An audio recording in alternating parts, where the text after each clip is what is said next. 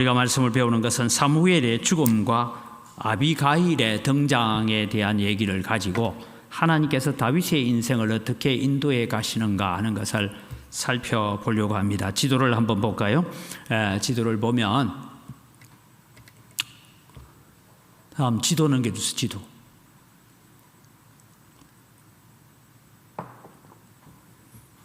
네, 지금 화살표가 되어 있는 곳이 마온이라는 지명입니다. 여러분, 지금 우리가 지중해 쪽에 있는 녹색 지역이 뭐냐 하면 블레셋 군대가 있습니다. 원래 블레셋 군대가 원래는 베들레헴이 다윗 왕의 고향이잖아요.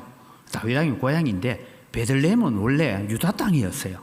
그런데 사사 시대를 보내고 또 사울 왕이 약간 미쳐 있는 동안에 베들레헴이 전부 다 점령을 당합니다. 그러니까 지금 우리 우크라이나 전쟁하는 것처럼 베들레헴의 다윗의 고향조차도 누구에게 점령당하냐? 팔레스틴에게 블레셋 군대에게 점령을 당해버립니다. 그런 가운데 있을 때에 지금 저 마온에 있는 다음 사진을 보면 이제 또 조금 더 다음 사진요 넘겨주세요.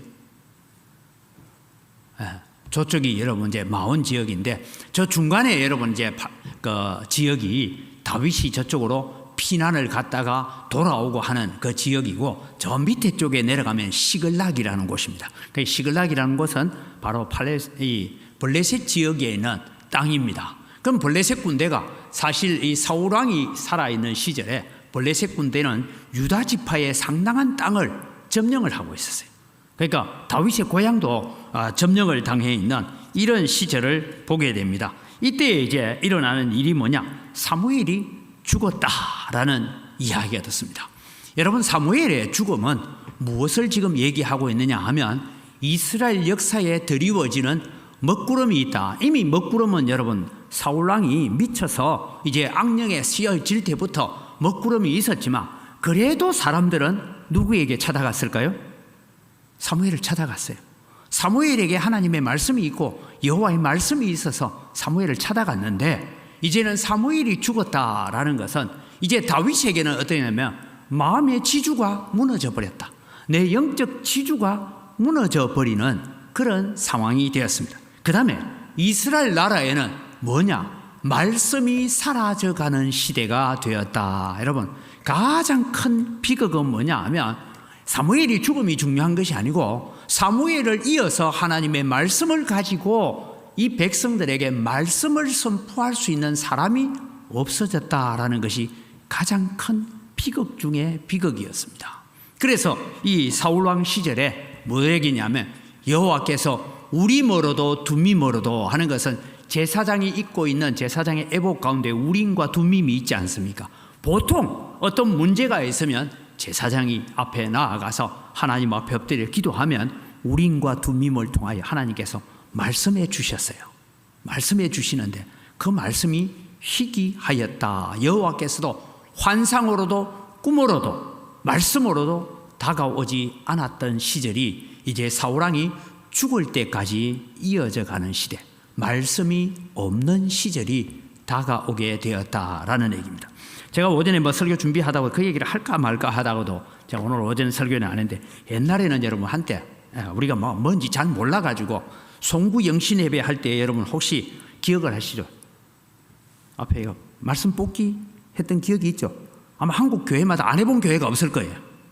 그래서 그 앞에 이제 말씀을 적어 놓은 여러 가지를 통에 담아 놓고 그 다음에 하나씩 나와서 뽑아가지고 내년에는 쉽게 말하면 다가오는 새해에는 이 말씀이 우리 가정에 주신 말씀이다 하고 그 말씀을 붙들고 하고 하는 그건 참 좋은데 그것이 처음에는 한 몇 년 동안 나오다가 갑자기 그것이 신학적으로 옳지 않다 이래가지고 또 전체 교회가 중단했던 적이 있습니다.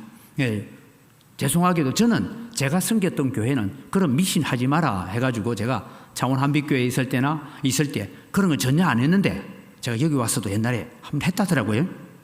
그런 기억이 있습니까? 뽑기하고.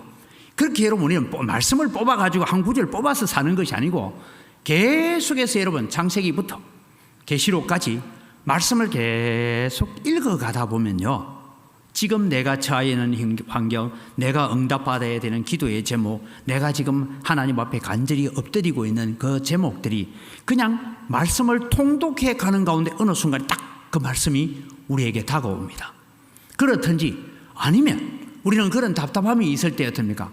오늘 성경 본문은 전혀 그런 거 아닌 것 같은데 오늘 목사님 말씀을 설교를 듣는 순간에 지금 내가 안고 있는 문제, 내가 고민하고 있는 문제에 답을 탁 던져줄 때가 있어요. 그래서 여러분 우리는 하나님의 말씀 앞으로 나아가야 되지 심지 복귀하듯이 무슨 점쟁이 복귀하듯이 그래가지고는 안 된다 이 말씀이에요. 쉽게 말하면 지금 사무엘의 죽음은 무엇을 가져오냐? 여호와의 말씀이 없는 것 아닙니다. 이미 모세 오경 다 기록되어져 있고요. 이미 사무엘 시대에 여호수아 사사기 다 기록되어 있었어요. 근데 그 말씀을 읽고 강독하고 그 말씀을 나누어 줄 수 있는 사람이 없었다라는 것이 이스라엘의 비극을 불러오고 있습니다. 그럼 여러분 사무엘이 죽고 난 다음에 여러분 대략 시간으로 보면 한 3년에서 5년 정도로 보는데 정확하게 시간을 우리가 알 수 없는 것이 다윗이 어디로 도망을 가느냐 하면 여러분 이제 뒤에 우리 그래도 오후 예배 오신 분은 성경 다 읽어서 알죠? 일일이 안 찾아봐도 다윗이 어디로 가면 블레셋으로 도망을 가요. 앞에 지도를 다시 한번 보여주세요. 앞 지도를 다시 보면 저 밑에 여러분 보니까 지도상으로 볼 때 여기에 지금 아말렉 땅이 있고 저기 지금 여러 가지 화살표가 있는 곳 있죠. 저기가 뭔가 하면은 시글락이라는 거예요. 저기가 블레셋 땅입니다. 저기에 도망을 가가지고 1년 4개월을 저기에 있습니다. 시글락 땅에서 1년 4개월을 저기에 머물러 있는 동안에 무슨 일이 일어났어요? 그러면 가기 전에는 또 뭐냐? 광야에도 있고 여러 가지 있어 보니까 최소한 3년 내지 5년 정도는 사무엘이 죽고 난 다음에 이스라엘 나라 땅 안에서 하나님의 말씀을 선포해 줄 사람이 없었다. 이것이 여러분 이스라엘 역사에 드리워지는 먹구름이다라는 것입니다. 그래서 여러분 이제 다시 자막을 보시면 다윗은 마음의 지주였고 영적인 지주였던 사무엘이 죽고 난 다음에 일어나는 일입니다. 여러분 이제 그 다음에 나발이라는 사람이 나오는데요. 나발이라는 사람은 나발이라는 뜻이 뭐냐 하면 어리석은 사람 이런 의미입니다. 나발.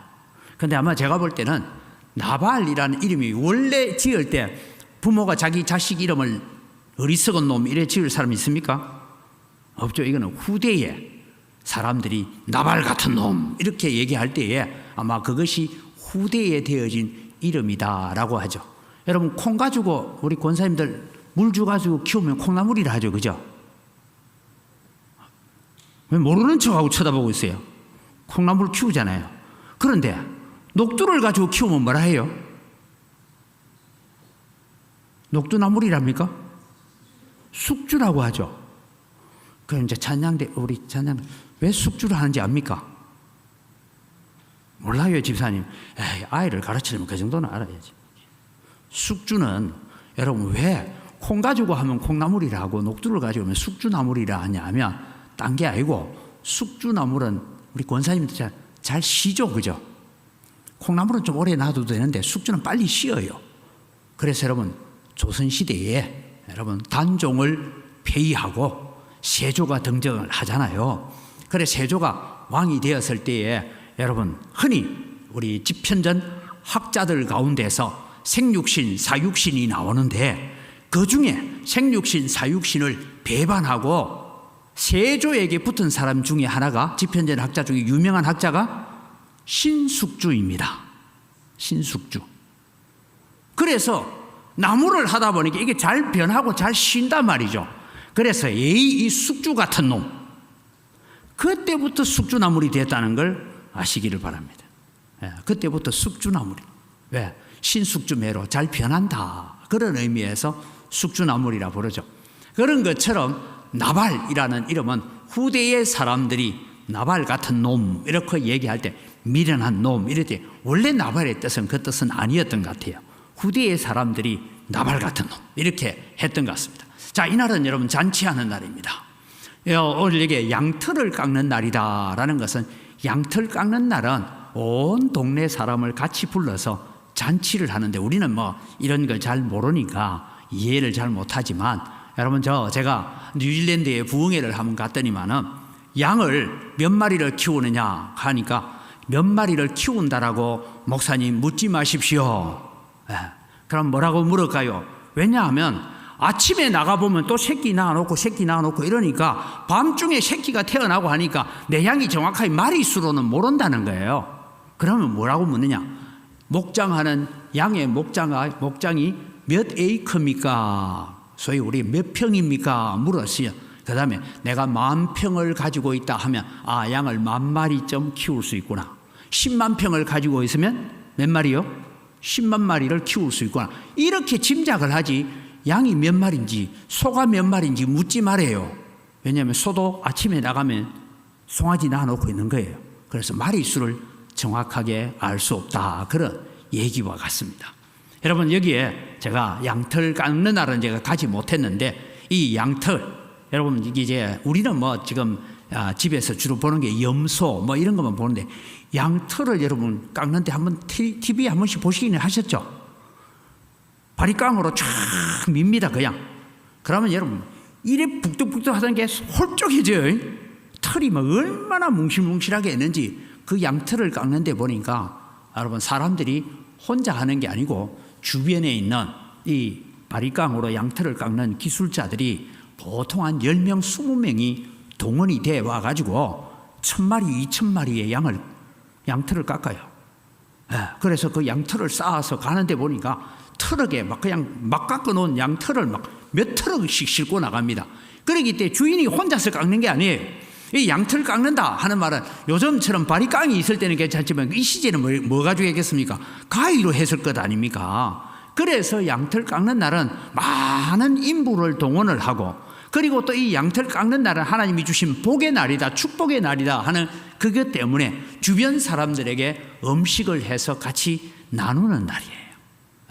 저도 어릴 때 우리 이성진 집에서는 그런 추억이 없을 거예요. 어릴 때 우리는 어느 집에 어르신 환갑잔치했다 하면 잔치하고 난 뒤에 그날 저녁에 또 뭐합니까? 잔치 끝났는데도 불구하고 저녁에 동네 아이들이 또 그릇 들고 가가지고 남은 음식 받아가지고 또 먹고 했던 그런 기억이 있는데 바로 그런 잔치예요. 하물며 잔치집에는 귀한 손님들만 오는 것이 아니라 저쪽에 마당을 깔아놓고 요즘은 없는데 그때는 거지들이 왜 그리 많았는지 모르겠어요. 거지들도 오면 거지들도 식사 대접을 해줬어요. 왜? 잔치날이기 때문에. 이런 날이다라고 보면 됩니다. 그래서 양털 깎는 날은 잔치하는 날이고 주변에게 사랑을 베푸는 날이고 하나님께 주신 은혜를 나누는 날입니다. 그래서 다윗이 10명의 종들을 보내어서 여러분 당신 집에 지금 많은 음식을 하고 했는데 이 잔칫날에 우리에게도 좀 먹을 것 좀 달라라고 손님을 보내게 되는 것이죠. 그래서 이 나발이 살고 있던 그 지역 다음 자막을 보면 이런 얘기입니다. 가장 기본적인 자비도 거절해버렸다. 아니 우리 옛날 어른들이 표현에 그런 말이 있습니다. 동양은 못 줘도 뭐는 깨지 마라고요? 쪽박은 깨지 마라. 그런 말이 있는데 소위 말해서 거지가 와도 좀 먹을 것 좀 주십시오 하면 예의놈하고 박을 깨뜨리면 안 된다. 그런 의미인데 가장 기본적인 자비를 거절했습니다. 그 다음에 성경을 우리가 줄거리를 쭉 보면 다윗이 이 나발의 양떼들이 치고 있을 때에 거기가 지금 어떤 선입니까? 블레셋이 계속해서 침공해서 왔다 갔다 하는 그 사이에 있어요.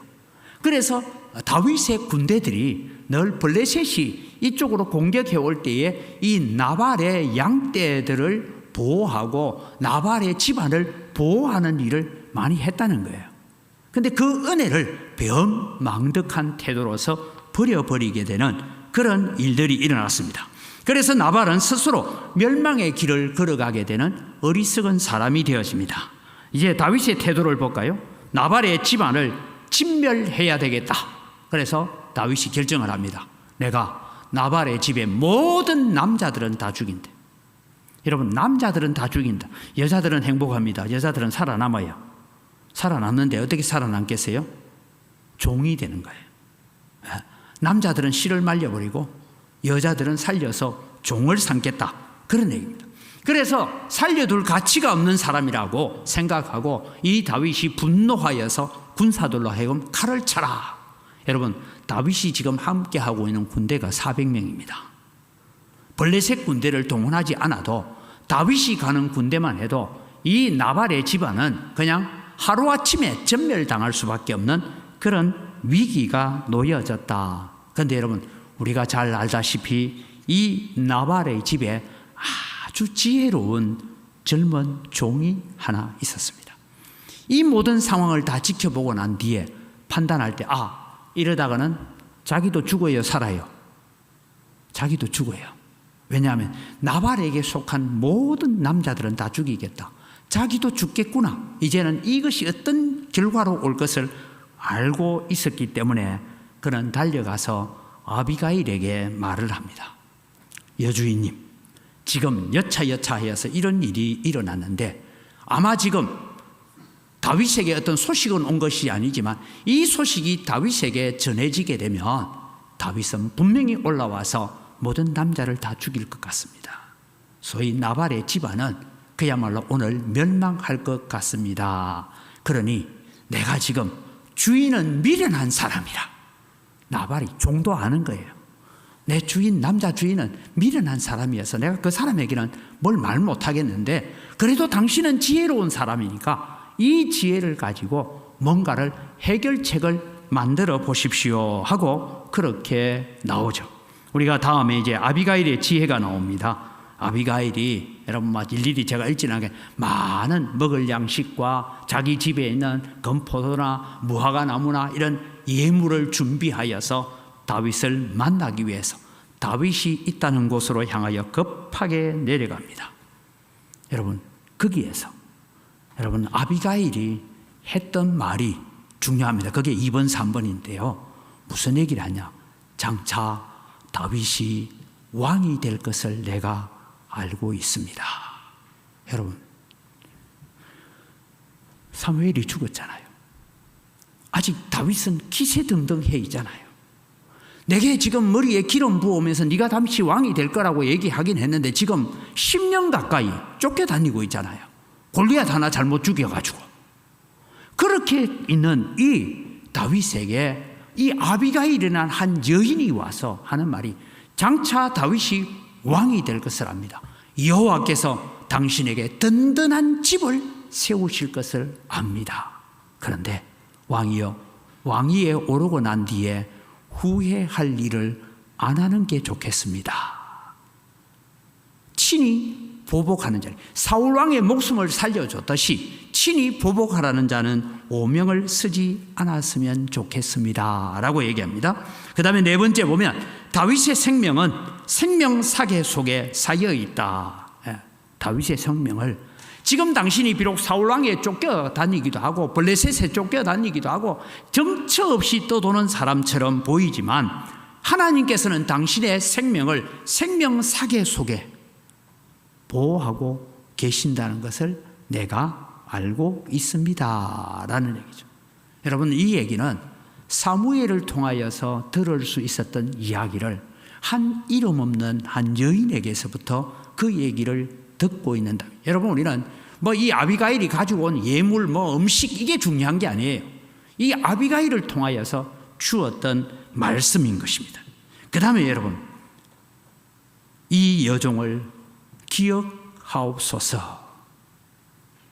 여러분, 아비가일은 하나님께서 친히 나발을 저주할 것을 이미 알고 있었습니다. 비록 자기 남편이지만 알고 있었고 자신의 삶이 어떻게 될지를 그는 알고 있었습니다. 그래서 그는 자신을 기억해 달라고, 불쌍히 여겨 달라고 당부를 하죠. 그리고 이제 잔치가 끝났습니다. 얼마나 잔치를 크게 했느니 왕의 잔치와 같이 했다라고 했고, 이 나발은 너무 포도주의에 취하여서 그래서 밤에는 말할 수 없었고 그 다음날 아침 날이 밝은 다음에 아비가일이 이럽니다. 당신 사실 어젯밤에 죽었어. 다윗이 군대를 끌고 오고 있는 걸 내가 여차여차하여서 이렇게 막아서 우리 집안을 보호해달라고 내가 부탁했기 때문에 당신이 지금 살아있다. 아니면 지난 밤에 우리 집안은 전멸당할 뻔했다라는 이야기를 들려줍니다. 그러니까 여러분 무슨 얘기 됩니까? 이 말을 듣고 나발이 낙담하여 몸이 돌과 같이 굳어졌다. 그리고 열흘 좀 굳어진 상태로 있다가 여호와께서 나발을 치심에 그가 죽었다 하는 얘기를 성경은 적고 있습니다. 나발이 죽었다라는 이야기를 다시 전해 들은 다윗은 그 지혜로운 아비가일을 자기의 아내로 삼아야 되겠다라는 마음이죠. 왜냐하면 이미 과부가 되었으니까. 그래서 이 아비가일을 청하여서 자기의 아내를 삼게 되는 이런 일들을 오늘 성경은 기록해 가고 있습니다. 오늘 여기서 여러분 우리는 다윗에게 주시는 하나님의 교훈을 생각하려고 합니다. 첫째는 사무엘의 죽음에도 다윗이 왕될 것을 한 여인을 통해서 예고해 주심으로 다윗을 위로하고 격려하고 계시는 하나님의 모습을 바라봅니다. 후에 왕이 되었을 때 허물이 없도록 막으시는 보복하는 사람이 아니라는 것을 가르쳐 주기 위해서 하나님께서 일하셨습니다. 그 다음에 세 번째 교훈은 다윗의 생명은 생명사계 속에 쌓여 있다. 즉 지금 당신은 비록 피난하여서 머리 하나 둘 곳 없고 밤에 잠도 마음대로 자지 못하고 사울의 군대가 사울의 체포조가 언제 어디를 공격해 올지 몰라서 늘 보초를 써가면서 잠을 자야 되는 이런 시절을 살고 있지만 걱정하지 마십시오. 하나님의 보호와 인도는 당신과 함께하고 있고 당신이 왕이 될 것을 압니다. 그러면서 원수들의 생명은 물맷돌처럼 하나님께서 던져버릴 것이다. 즉 하나님이 적극적인 보호를 말함으로써 도피 중에 있는 다윗을 위로하고 계시는 하나님이시다라는 것을 가르쳐 주고 있습니다. 그리고 오늘 또 우리는 살아가면서 하나님의 은혜 가운데 산다는 것이 무엇일까를 우리는 묵상하면서 오늘 또 우리는 날마다 하나님의 말씀 앞으로 가까이 나아가는 믿음의 삶이 되어지기를 주님의 이름으로 축복합니다. 이 시간 우리 기도 제목을 보고 두 꼭지